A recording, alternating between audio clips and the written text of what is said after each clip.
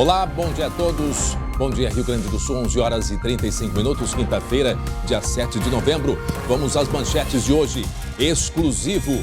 Mulher que se fingiu de morta para sobreviver fala pela primeira vez a uma equipe de televisão. 2 meses depois do atentado, a funcionária pública de 60 anos deu detalhes de como o próprio marido atirou 5 vezes nela. Eu estou vendo agora ele atirar. Essa imagem eu acho que eu nunca vou esquecer, porque a cada tiro dá um clarão enorme. Eu pensei, eu vou me fingir de morta. Eu fiz assim com a minha cabeça e só pensei, meu Deus, me ajuda a respirar bem devagarinho.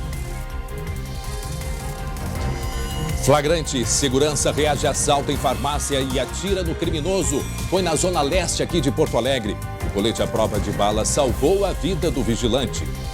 Estudante está desaparecido depois de barco virar no Rio Uruguai, no noroeste do estado. Outros 13 alunos de uma faculdade catarinense e o condutor da embarcação também caíram na água. O grupo fazia a travessia de Itapiranga, em Santa Catarina, para a Barra do Guarita, aqui no Rio Grande do Sul. E as cheias dos rios ainda deixam centenas de moradores fora de casa do Rio Grande do Sul. A Defesa Civil está em alerta para o nível do Guaíba, aqui na região das Ilhas, em Porto Alegre. E ao vivo a gente vai saber até quando vai a chuva com a meteorologista Estael Cias. O SBT Rio Grande, a sua companhia na hora do almoço, já está no ar. –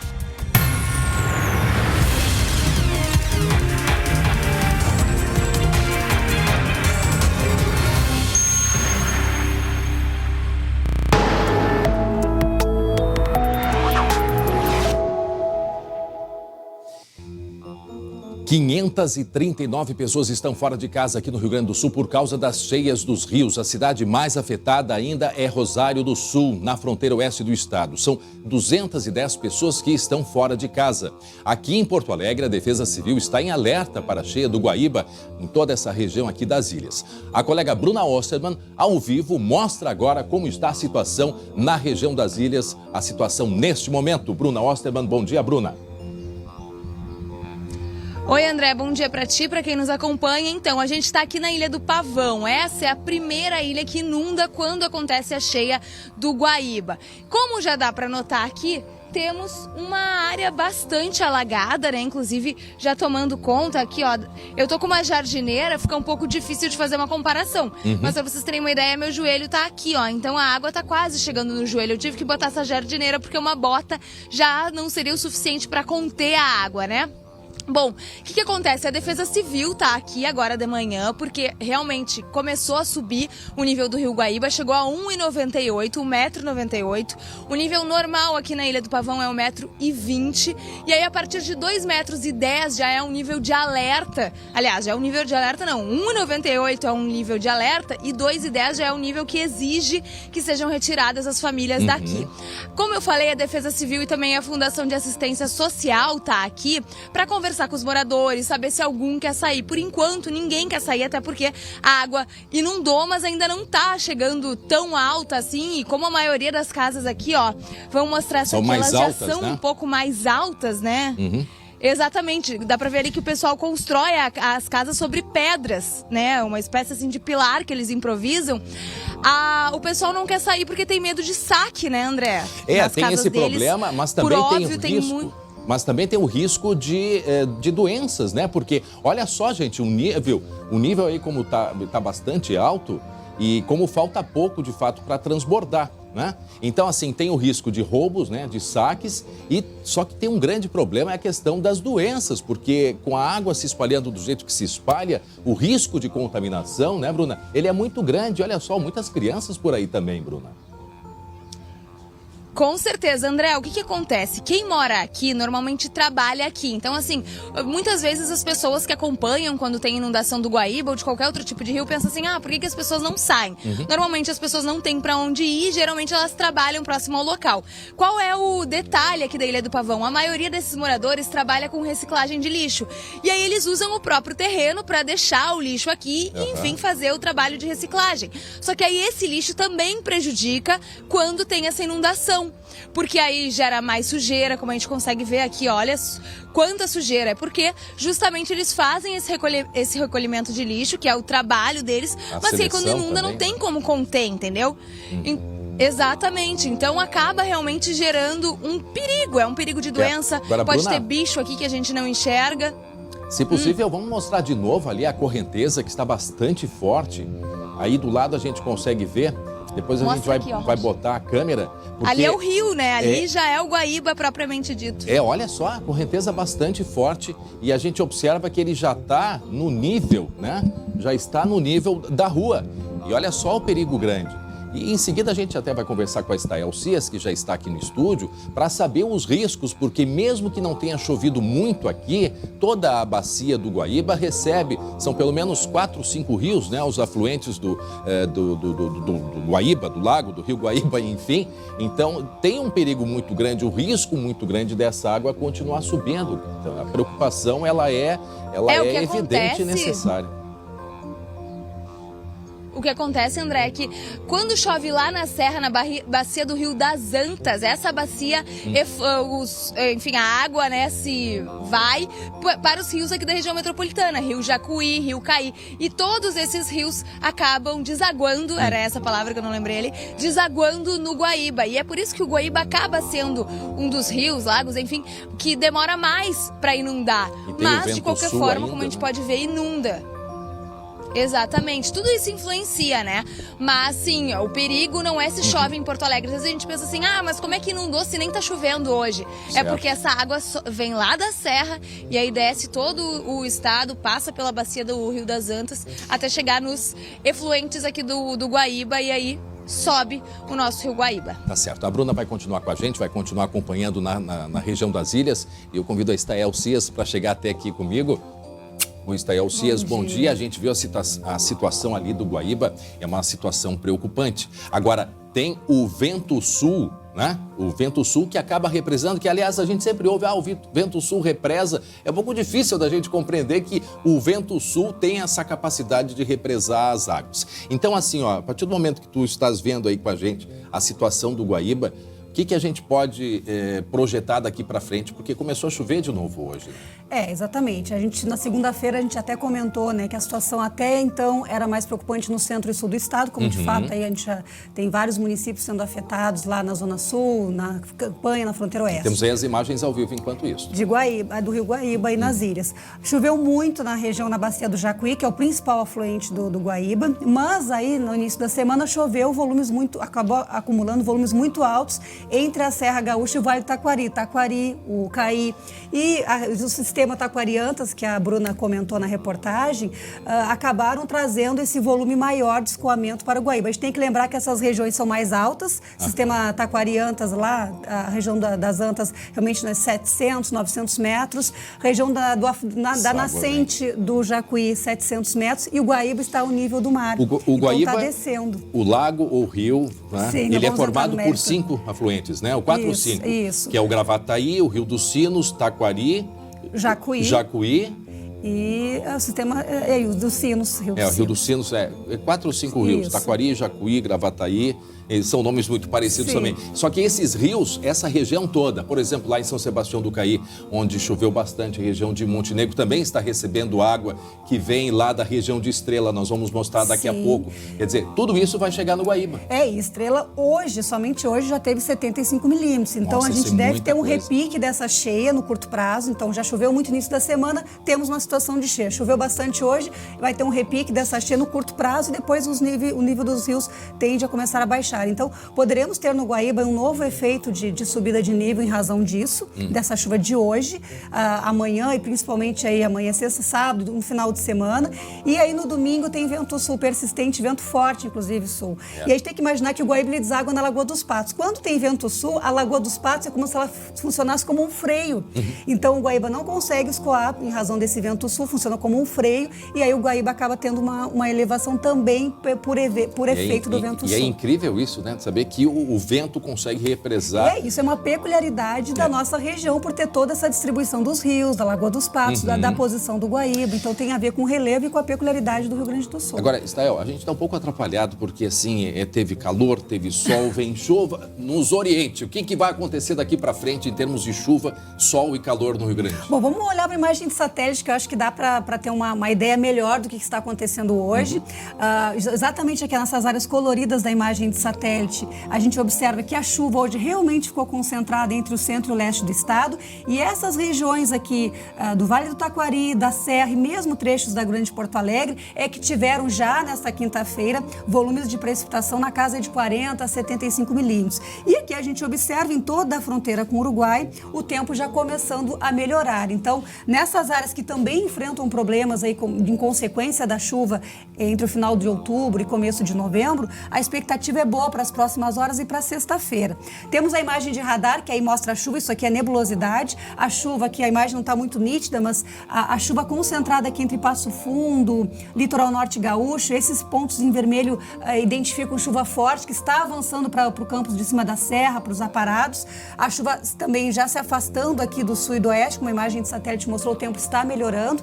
Então, hoje, no final da tarde, à noite, ainda com instabilidade na divisa com Santa Catarina, a chuva está subindo, então, em direção a Santa Catarina, e o tempo melhorando em grande parte dessas regiões. Então, preocupa ainda o volume de precipitação que vai ocorrer hoje. Já choveu muito, pode chover mais, ainda há possibilidade de chuva forte e não se descarta possibilidade de temporais na divisa com Santa Catarina. Então, muita atenção, Erechim, Vacaria, São José dos Ausentes, essas regiões do sul de Santa Catarina, também nas próximas horas pode ter esse quadro de instabilidade. Vamos falar de boa notícia também, né, André? Pois é. Olha, eu gosto de chuva, sabe disso, desde que não atrapalhe ninguém. Só que a situação ela já passou do limite. Já passou do limite. Então, amanhã, sexta-feira, com tempo seco, o sol aparece em grande parte das regiões, tem variação térmica, um pouco de refresco pela manhã, aquecimento à tarde. Agora, esse mapa aqui é para ilustrar o que vai acontecer no fim de semana. Nós teremos uma nova frente fria avançando pelo oceano e volta a chover nessas áreas aqui do centro e leste do Rio Grande do Sul. Então, numa situação, num quadro de cheia que nós enfrentamos agora, qualquer chuva é sinal de risco. Até porque a gente falou muito da questão dos rios, mas também tem queda de barreiras em várias regiões. Temos, daqui a pouco até a gente vai mostrar. Sim, rodovias interditadas. Isso. Então, essa agora chuva... a Rota do Sol, né? Então, só a sexta-feira com sol, com tempo firme, não é o suficiente para recuperar essas áreas. Então, voltando a chover no fim de semana... Choveu muito ali em Lajeado, inclusive com problemas Lajeado, Estrela, Imigrante, que é ali pertinho de Imigrante, onde caiu a barreira na RS 453, que é a Rota do Sol. Inclusive, depois a gente vai mostrar detalhadamente para alertar os motoristas. Tem um problema de queda de barreira também, lá na RS 122, na Curva da Morte. E essa chuva, ou seja, o que eu quero dizer? Essa chuva que caiu lá está descendo. Apenas para confirmar, né, o Lago Guaíba, portanto, o Rio Guaíba é formado pelos rios Gravataí, Sinos, Caí e Jacuí. Dei um Taquari, mas o Taquari não. Tem uma contribuição. Mas então, essa água toda ainda está descendo. Ainda está descendo e a gente tem muitas imagens no centro do estado, ali em Dona Francisca, região de Restinga Seca, onde o rio está fora do leito. Então, tem uma situação de cheia ali já é médio Jacuí, que vai alcançar a região metropolitana. Aqui a previsão para os próximos 4 dias para Porto Alegre. Então, hoje o quadro ainda é de estabilidade. Eu agora há pouco dei uma olhadinha ali na rua, já tem aberturas de sol aqui na capital. Pelotas, sua cidade, teve sol já de manhã, não já teve algumas melhorias, já teve abertura de sol, mas lá ainda pode chegar um pouco da umidade do mar e deixar o tempo nublado. Amanhã, sexta-feira, com sol em Porto Alegre, temperatura entre 17 e 26, e o fim de semana volta a instabilidade. O sábado pode ter sol pela manhã em Porto Alegre, não é um dia todo perdido não, mas da tarde para a noite volta a chover. E o domingo eu destacaria o vento sul, o vento persistente, que pode dar esse efeito de represamento no Guaíba. E o domingo vai ser ventoso com uma sensação térmica mais baixa. Em pleno novembro a gente vai ter um refresco. Mas esse vento sul, ao mesmo tempo, ele empurra a instabilidade para o norte? Sim, afasta a chuva. E na semana que vem, ali entre segunda e quarta-feira, nós devemos ter uma janela de tempo seco de 3 dias, o que não acontece há tempo, né? E depois chuva de novo? Depois chuva de novo. Incrível. E aí essa é a preocupação, né, dessa água que está descendo. A gente esses vários momentos de instabilidade é que preocupam e deve se estender até dezembro. A gente dei uma olhada hoje na previsão.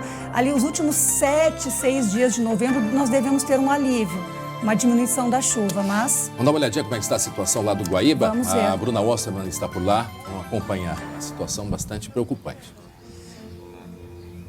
André, a gente está aqui com duas moradoras da Ilha do Pavão. Elas estavam me contando que moram aqui praticamente desde que nasceram. É isso, Sabrina? Isso. Então, para vocês, existe a possibilidade de, quem sabe, pensar em sair daqui? Vocês nunca cogitaram essa ideia? Como é que é, assim? Porque com uma certa frequência acaba inundando e enchendo o Guaíba. Mas não tem pra onde ir. Vamos sair daqui, vamos ir pra onde? Pra baixo da ponte, como sempre faziam. A gente sempre, quando perigo, enchia hein? aqui, a gente ia pra baixo da ponte. E aí aqui, essa é a tua casa. Isso. E aí vocês embaixo tem alguma coisa? Já é preparado para caso inunde? Como é que é? Não, tem bastante coisa embaixo ali, aí acaba perdendo tudo. É um barzinho assim, vende só umas coisinhas. Ah, é um comércio da família. É, mais ou Ô, menos Bruno. isso. Daí acaba perdendo. E aqui, fala, André. Não, essas pessoas, elas têm algum auxílio de Secretaria de Saúde? Essas crianças aí, olha a preocupação, né, com doenças. Eles têm alguma ajuda? Tá. É Milene, né? Milene. Eu sou a Mirella. Mirelle, desculpa. A gente quer saber como é que é, assim, quando acontece isso, vocês têm algum apoio de Secretaria de Saúde? Como é que é? Até porque, assim, tu tem essa filhinha, né? Quando acontece isso, tem muito risco de doença, né? Como é que é? Bom, quando acontece geralmente assim, a gente vai no posto que é ali na frente ali. Daí eles consultam a gente ali. É tranquilo. E também vem a Fundação de Assistência Social aqui e conversa com vocês. Vem. Por que vocês não deixaram as casas ainda, mesmo que a água já esteja aí no joelho? Ah, sei lá, meu, é por causa do saqueamento, muita coisa, Tem entendeu? medo que roubem as coisas de vocês. A gente tem E aqui vocês trabalham com o quê? reciclagem. Então, basicamente, todo esse lixaredo aqui vem do trabalho de vocês, né? Daí não deu tempo para nós tirar, que a água veio com tudo.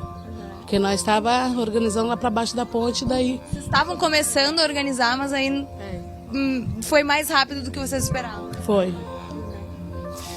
E aí aqui, como é que funciona? O pessoal que mora aqui, eles já constroem as casas pensando que vai inundar, já constrói mais pra cima? Como é que é? Quem já é de antigo aqui já constrói alto, que nem a minha mãe. Daí quem não sabe faz baixinha. Daí acaba pegando água. Vocês têm se tivesse a oportunidade de sair daqui, algum sonho, alguma expectativa? Ah, eu saía. Se tivesse pra onde ir? Eu sairia. Aham. Obrigada, Mirelle. Então aí, né, André, o depoimento dessas duas moradoras aqui não tem pra onde ir, elas não saem, mas gostariam. Situação é muito triste. Estael, para esses moradores aí, o que tu podes dizer com relação ao nível do Guaíba nesse momento, né? Fazendo já uma projeção do que tem para vir de chuva. Esse nível, ele corre o risco de aumentar? Ai, André, é difícil falar depois dessas imagens aí. Mas de uma a criança. gente tem que alertar, até porque essas pessoas precisam de um Exatamente. auxílio. Não adianta só ter o posto, se é Sim. local irregular ou não. Essas pessoas precisam do auxílio. Olha essas crianças todas aí. Então, a perspectiva não é otimista, vai seguir essa instabilidade.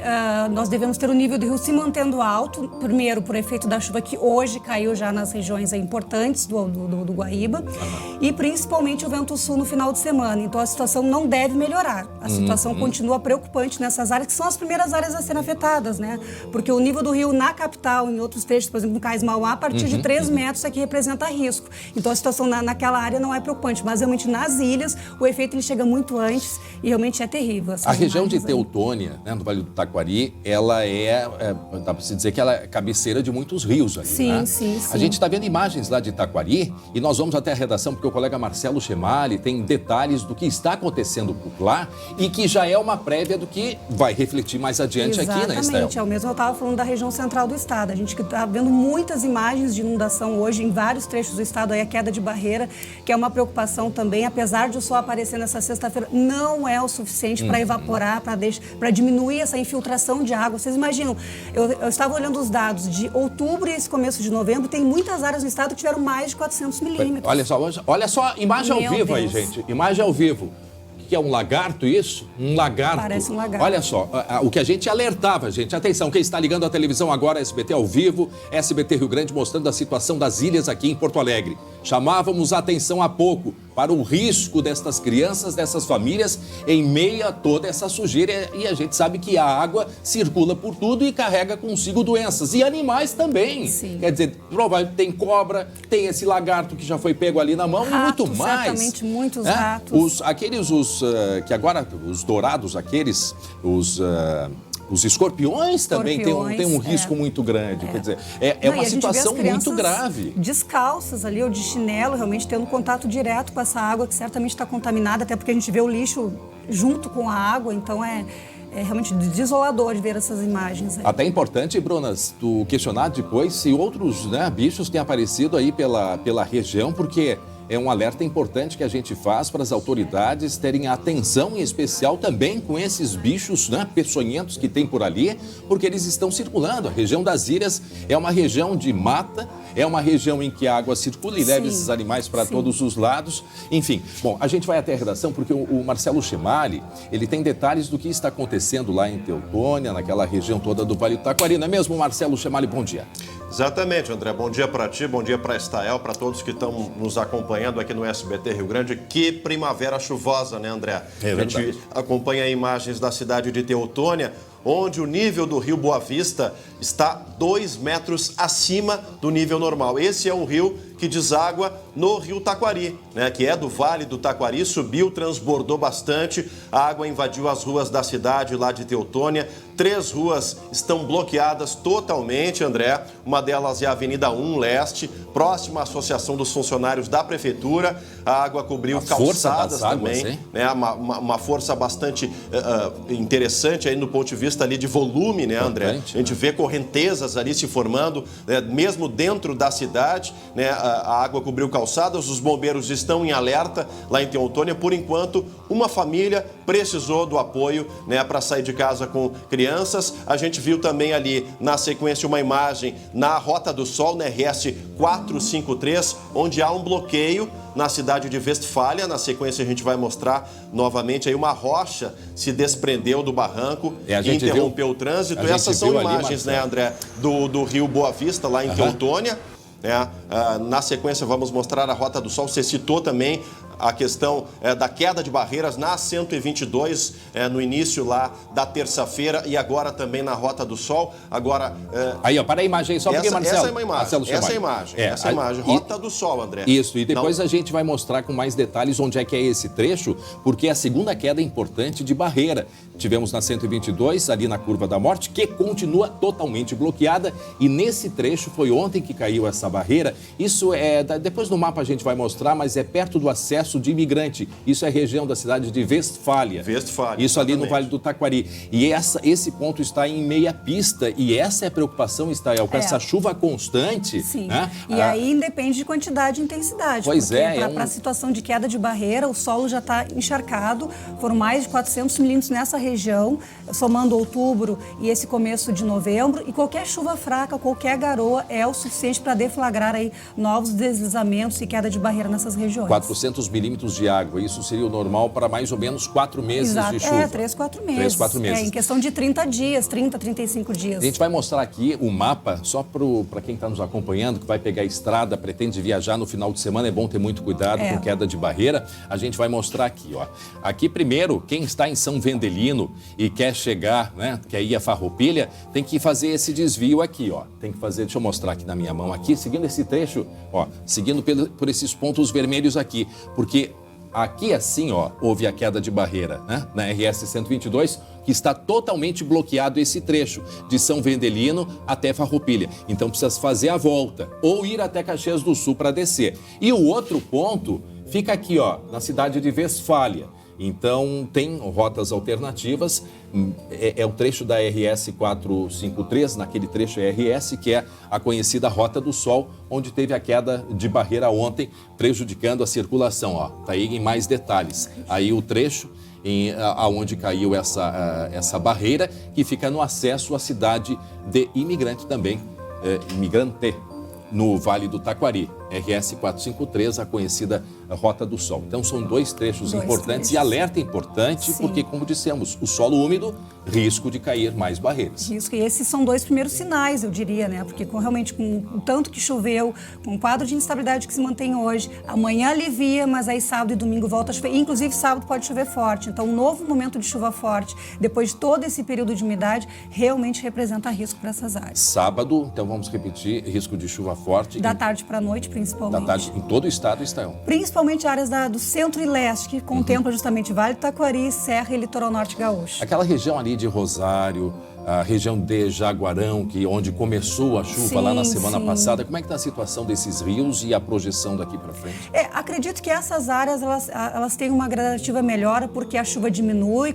O que a gente vai ter no final de semana é uma frente fria mais pelo oceano, então vai pegar mais parte leste. Pode até voltar a chover na região de Jaguarão, mas Rosário, Dom Pedrito, Uruguaiana, São Borja diminui a chuva nos próximos dias. Segunda-feira estarás aqui de novo. Vamos acompanhar e explicar direitinho já a projeção para a semana. Sim, com certeza. E a gente espera que esta previsão não dê certo, Estael. A gente às vezes torce mesmo, porque a gente está vendo tantas imagens aí tão tristes. A gente se choca, né? Essas crianças todas aí passando por toda essa dificuldade. Obrigado, Estael. Tá bom. Muito obrigado. Agora, a Estael, como eu sempre digo, a Metsul tem uma admiração muito grande pelo trabalho de vocês. Então, a gente tem que dar muito valor, sim, para esta informação, pelos riscos que a gente vê que corremos aí nos próximos dias. A gente não consegue impedir os efeitos, mas a gente consegue antecipar, pelo menos, aí. Obrigado, Estael Cias. Muito bem, agora são meio-dia em ponto, 21 graus é a temperatura desse momento aqui em Porto Alegre. Um caminhão que tentava atravessar um alagamento caiu numa vala. Isso na BR-386 em Lajeado, lá no Vale do Taquari. Marcelo Chemali, o que aconteceu com este caminhão, Marcelo Chemali? Mais uma consequência dessa chuvarada, viu, André? Tá aí a imagem.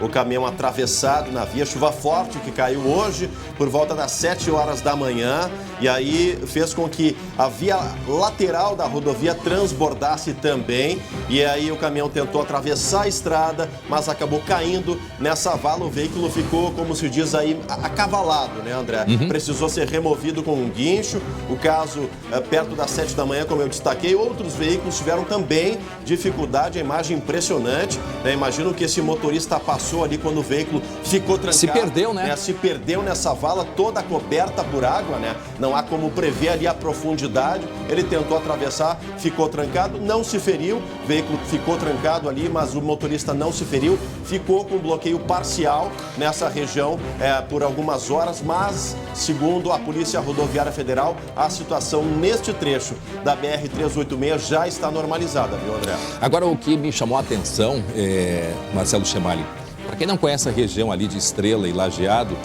as cidades, elas são, o limite é o rio Taquari. Isso. Só que esta inundação aí, e aquilo é meio que um panelão, quando tu vai chegando ali pela região, né, tem uma descida e segue a BR-386 em direção às cidades de Sério, e aí vai indo norte do estado, Soledade. Agora, essa água acumulada, isso eu acho que não tem nada a ver com inundação do rio. Me parece que há, nesse ponto, um problema grave e sério de escoamento de água, porque o rio ele fica num nível mais baixo do que esse ponto aí. Então, provavelmente uma vala aí, né? Teve problema na vala, entupiu, tem que se fazer alguma coisa. É uma estrada federal, a estrada da produção é esta aí. A BR-386, ela atravessa diversos municípios aqui no estado. E nesse trecho aí tem aquele problema. Quem é que vai fazer o conserto, né, Marcelo? Exatamente, tudo indica, André, você destacou bem, a rodovia está um nível acima do nível do rio, e tudo indica que, em função da chuva forte, logo no início da manhã, né, o escoamento, muito provavelmente entupido com lixo, com o resto de resíduos aí, acabou provocando, né, esse alagamento todo na rodovia, e aí esse acidente que aconteceu com o caminhoneiro. E que sirva de alerta para nós que nos deparamos com inundações, olha o risco. E outra coisa, Marcelo, que eu aprendi esses dias, só antes da gente mudar de assunto rapidamente. Quando a gente quer passar por uma poça d'água, por exemplo, né, ou por um arroio que esteja inundando, se a água estiver acima da porta, não atravesse.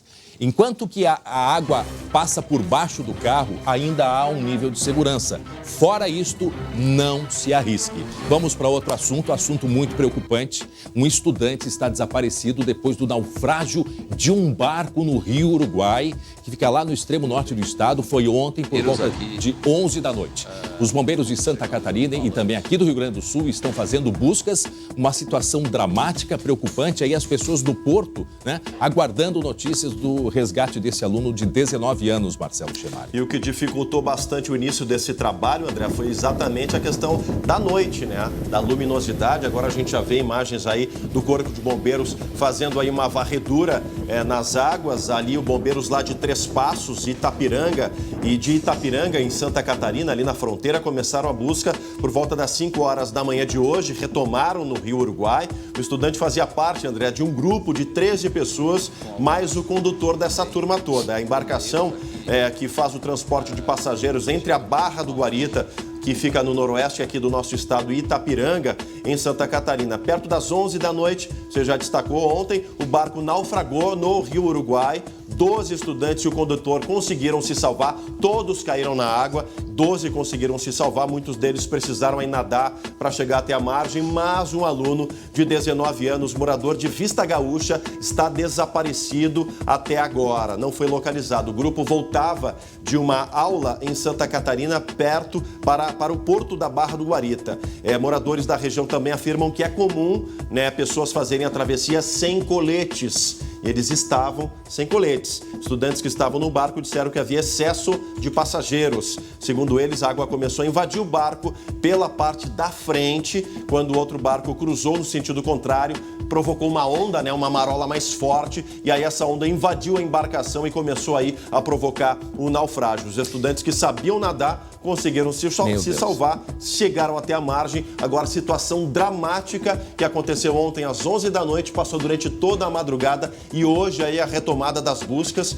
Esperamos que esse estudante tenha conseguido se salvar, mas é uma situação bastante difícil, né, André? Só para a gente compreender, a região norte ali do estado, a divisa, né, do Rio Grande do Sul com Santa Catarina é feita pelo Rio Uruguai. Em muitos pontos há pontes, né, que fazem essa ligação. Ali em Chapecó é uma delas, né? Isso. Uma ponte que tem ali e tantas outras. Esta região, né? Esta região ali, porque tem muitos estudantes do Rio Grande do Sul que vão estudar do outro lado, que é Santa Catarina. Então, a distância entre os dois portos, como aí não tem ponte, a travessia é feita com barco. Ela é feita com barco. Então, essa distância dá cerca de 3 quilômetros, que era a travessia, né, da volta. Foi quando aconteceu esse acidente por volta de 11 horas. Como está a situação neste momento? Nós vamos agora conversar ao vivo com o capitão do Corpo de Bombeiros, Diogo Bataglin, que está acompanhando as buscas. E a primeira pergunta que a gente faz é se esse menino, esse rapaz de 19 anos, se ele já foi localizado, que informações nós temos. Boa tarde, capitão Diogo. Boa tarde, André. Boa tarde a todos os telespectadores.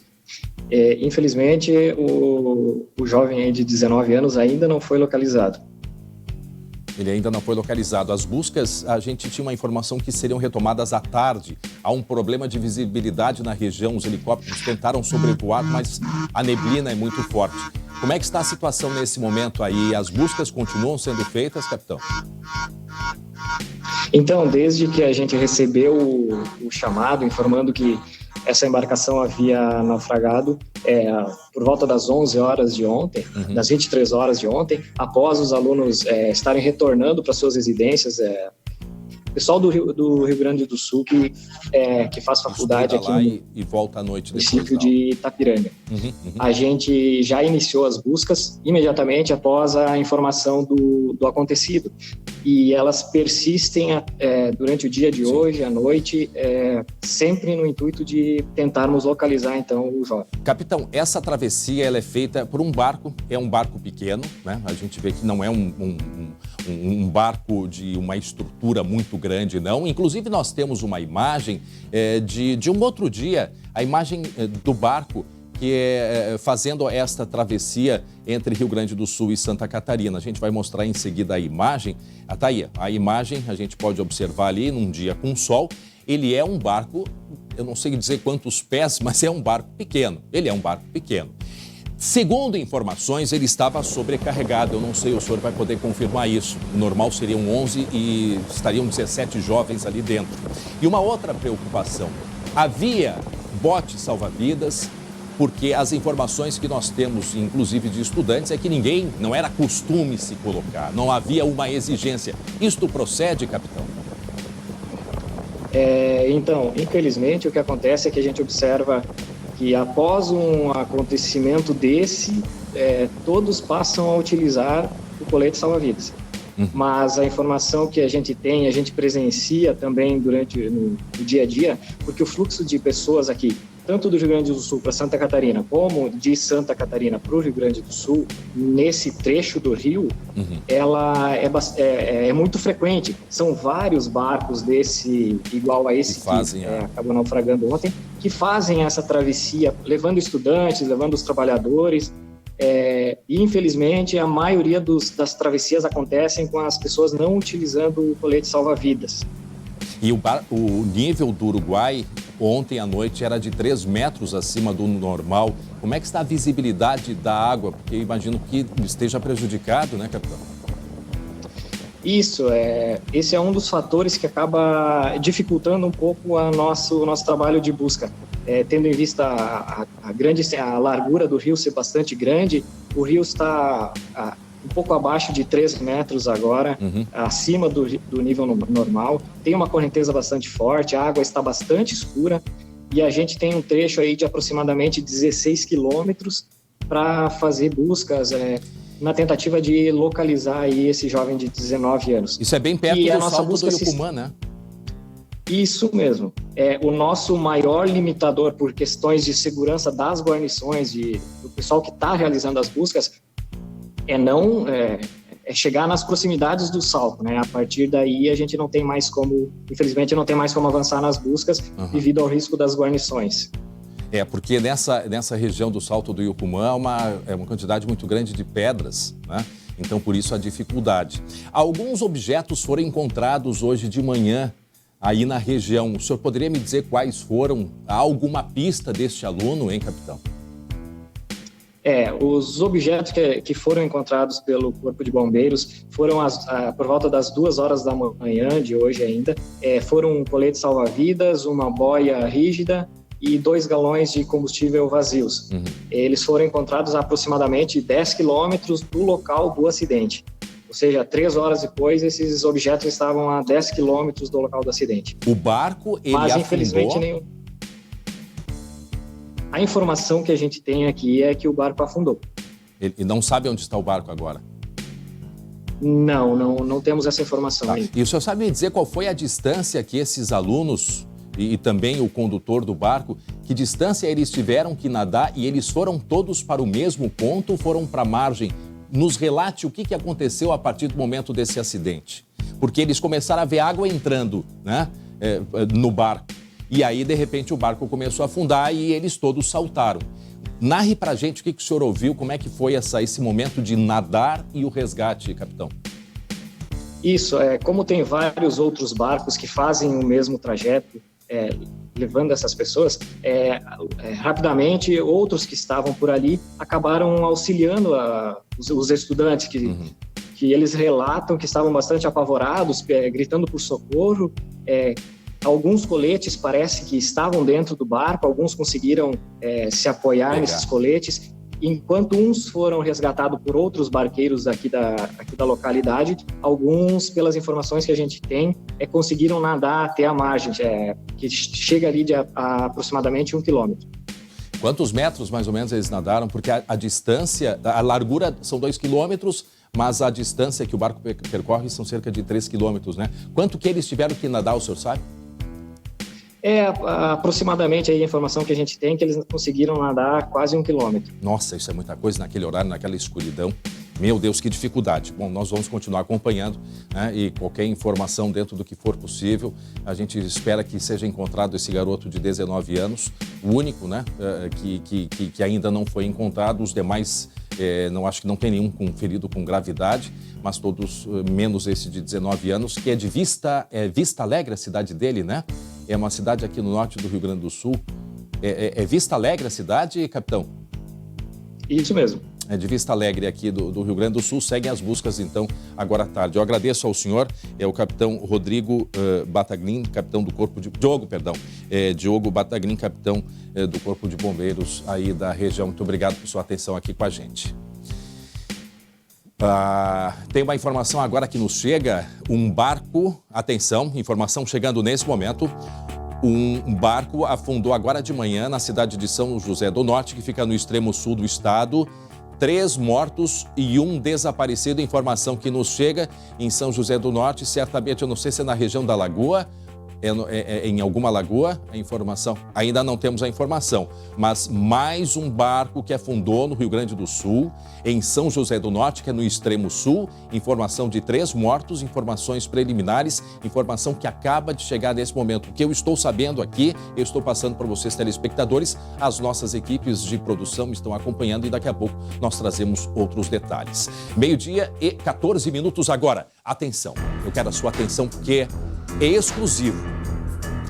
Um caso que indigna e revolta pela crueldade.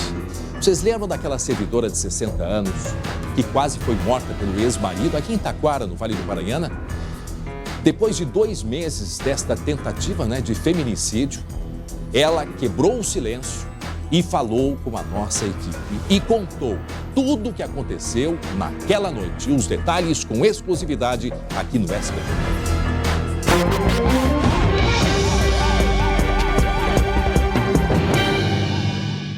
Os detalhes daquela trágica noite jamais vão se apagar da memória. Pedi a Deus e disse assim: Deus, eu só peço que eu possa dizer para os meus filhos a verdade, que é o pai deles que está atirando.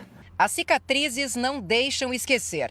Com 60 anos, Marilene Wagner levou 5 tiros. Um no braço, outro na perna e o restante no abdômen. A servidora da Câmara de Vereadores de Taquara ficou no total 21 dias internada. O autor dos disparos é o ex-marido dela, José Antônio Sartori, de 61 anos. Depois de quase 15 anos de separação, ele tentava uma segunda chance. O crime aconteceu na madrugada do dia 22 de agosto. Depois de jantar e ir ao cinema, Marilene voltava com o ex-marido aqui pela RS 020 em direção a Taquara.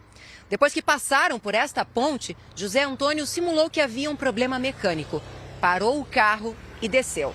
Foi neste momento que ele pegou a arma e descarregou na porta do passageiro. E quando aconteceu o fato, que ele desligou o carro e apagou as luzes, eu senti. A senhora sabia que vinha? Eu senti que alguma coisa ruim ia me acontecer. Eu estou vendo agora ele atirar. Essa imagem eu acho que eu nunca vou esquecer. Porque a cada tiro dá um clarão enorme, sabe? E eu não senti dor quando atirou. Eu só me lembrei assim, eu não posso me mexer. E eu pensei assim, meu Deus, por que eu aceitei? Ao ver que ela ainda tinha pulso, tentou asfixiá-la. Eu pensei, eu vou me fingir de morta. Eu fiz assim com a minha cabeça e só pensei, meu Deus, me ajuda a respirar bem devagarinho. Foi um milagre de eu ter feito tudo o que eu fiz, vendo quem estava atirando em mim, uma pessoa que eu acreditava, uma pessoa que se dizia querer uma reconciliação. José Antônio levou Marilene ao hospital de Taquara e disse que o casal havia sido vítima de um assalto. Mas a servidora estava viva e contou aos enfermeiros quem era o autor dos tiros. Eu estava consciente de todos os disparos. Eu vi tudo. Eu não perdi nenhum. Eu olhei, quando foi o primeiro, eu já olhei para ele e continuei olhando. Na hora que eu fui perdendo as forças, a respiração foi diminuindo, mas o pensamento em Deus. Força que tu vai conseguir. E daí, quando ele entrou para dentro do carro, que ele terminou todos os disparos, ele entrou e disse assim, Lene, que ele me chamava de Lene. Ele disse, Lene, não fui eu. Tu viu que eles atiraram em nós, isso foi um assalto? Eu disse, não, foi tu. Ele tinha comprado uma luva, sem os dedinhos, e ele começou a apertar aqui. Mas eu acho que no desespero dele não ter conseguido me matar, Ou talvez dele ter sentido que ele tinha que me matar de um jeito ou outro, mas não teve coragem. Ele também não conseguia apertar o meu nariz com força e dirigir. E agora a gente vai mostrar a segunda parte da entrevista. Você vai ver como os filhos do casal reagiram ao descobrir que o próprio pai, tentou matar a mãe. Vejam. A filha chegou e encontrou o pai. Ele levantou, me abraçou e disse: filha, fica tranquila que a tua mãe está sendo bem atendida. E logo soube a verdade. Nesse meio tempo, chegou o sargento e a enfermeira que já estavam lá dentro, já tinham atendido a mãe, já sabiam de toda a verdade. Eles vieram me tirar e me disseram: vem cá que a gente tem que falar contigo. E o sargento me olhou e disse assim: agora a tua mãe quer falar uma coisa pra ti, que eu vou gravar e vou filmar. Tá? E eu disse: tá. Eu não estava entendendo nada do que estava acontecendo. Depois ele tentou me asfixiar. Vocês podem olhar no velocímetro do carro, que ele andou até a igrejinha. E depois que ele me trouxe aqui, eu pedi para ele parar no hospital de Igrejinha. Quando eu escutei tudo isso e vi a mãe ali, eu disse para o sargento: como é que eu saio daqui? Porque se eu sair daqui, quem vai ser presa vai ser eu. Porque ele estava na recepção. Depois de tudo que ele arquitetou, e como a gente sabe que foi bem arquitetado, a gente tem medo dele. Medo dele e do que ele possa organizar para fazer com a gente também. A polícia acredita que o crime foi premeditado. Semanas antes, a arma de José Antônio foi supostamente furtada de casa. O motivo seria a disputa por bens e imóveis da família. O homem foi preso em flagrante e está desde agosto no presídio de Canoas. Ele nega a participação. Tu imagina a tua situação, quanto essa guerreira passou toda essa situação para que nós pudéssemos saber quem ele realmente era. Porque senão hoje era capaz de ele estar lá do nosso lado, se fazendo de vítima e nós passando a mão na cabeça dele. A relação do casal sempre foi baseada na violência física e psicológica. Sempre houve sinais. É por isso que hoje Marilene deixa um recado para as mulheres que também são vítimas de agressões. Tu pode perdoar essa pessoa, mas tu não pode ser ingênua. Porque todos os indícios estavam claros na minha frente. A gente tem que se amar primeiro. E eu não me amava. Isso eu posso dizer com toda certeza. O que eu digo para as mulheres, sejam elas gordas, sejam elas magras, sejam elas defeituosas ou não, se amem. Não ame mais a outra pessoa.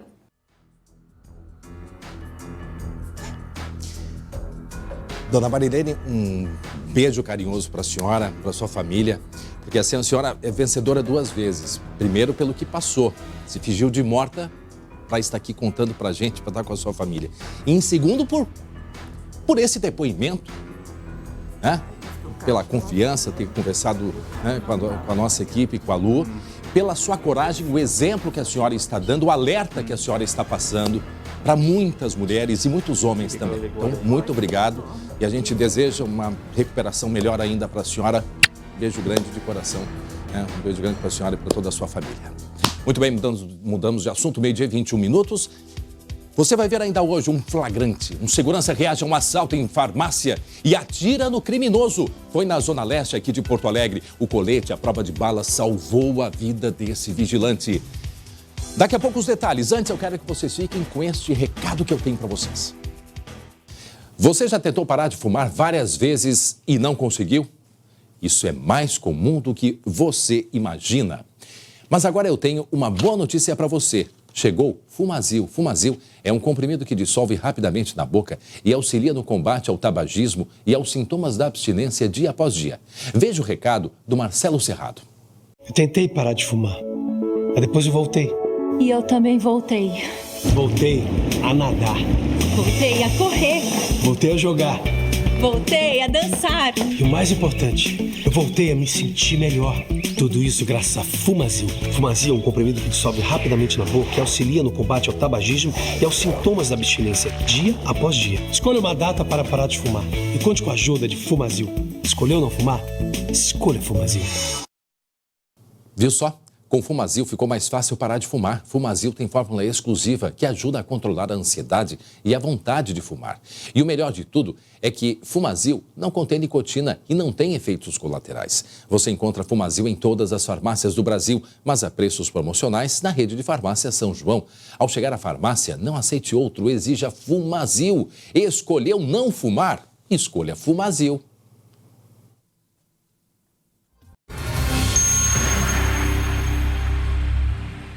E atenção, um barco pesqueiro naufragou no mar de São José do Norte, que fica no extremo sul do estado. Foi por volta das 6h40 desta manhã. Ainda não se sabe a causa. 3 pescadores foram resgatados por um outro barco e uma aeronave da Marinha. 3 corpos também foram localizados. Um 7º tripulante está desaparecido. O naufrágio aconteceu entre a praia do Farol e a praia de Sarita, do Farol de Sarita. Outras informações, logicamente, durante a nossa programação, informação que nos chegou agora há pouco lá do extremo sul do estado. 12h, 27 minutos. Agora fique com um recado da Sorri Fácil, né, doutora Mara? Isso aí, André. Boa tarde. Sou doutora Mara, da Clínica Sorri Fácil de Guaíba, e vim falar com você, que sonha com um sorriso perfeito. Você já conhece o aparelho dentário que não necessita usar brackets e ferrinhos prateados? Eu tenho uma novidade para te falar. Chegaram os alinhadores invisíveis.